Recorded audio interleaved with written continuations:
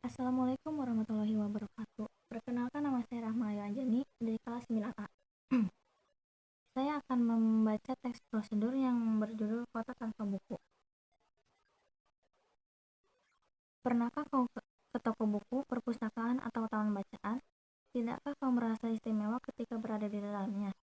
Di sekelilingmu ada berbagai tokoh dari dunia nyata dan hayal, tempat yang pernah kau kunjungi dan yang belum, informasi dan cerita dari masa lalu, masa kini, dan masa depan. Semua berpadu, semua berada dalam genggamanmu. Saat berada di antara buku, tidakkah kau merasa menjadi raja dan ratu? Ruang dan waktu seolah menyatu tanpa batas. Kau bisa terbang melintasi sekat negara dan melewati berbagai zaman.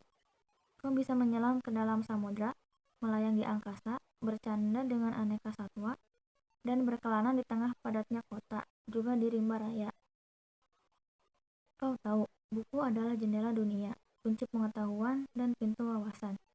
Muhammad Hatta, sang proklamator, berkata, "Aku rela dipenjara asalkan bersama buku, karena dengan buku aku bebas."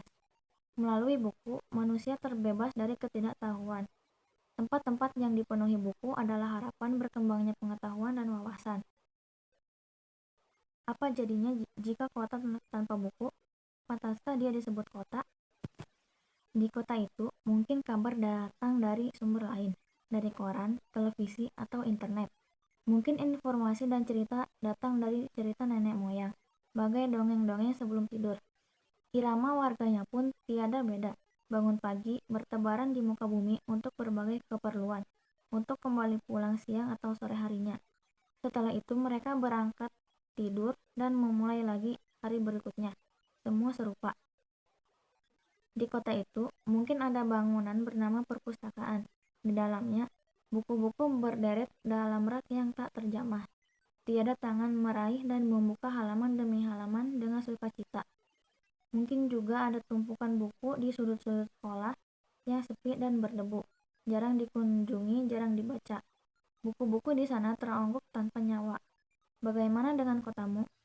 Mungkin kau tinggal di tengah kota yang megah atau di gang sempit, di desa terpencil, di sisi pesisir, atau di kaki gunung.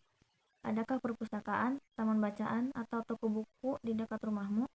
Jika ada, apakah tempat itu menjadi wadah berkumpulnya anak-anak dan warga, menjadi pusat berkembangnya wawasan dan pengetahuan, atau hanya menjadi pajangan? Maukah kau menjadi orang yang menghidupkannya? Kau bisa mengunjunginya dan mengajak teman-teman membaca dan berbagi cerita di sana.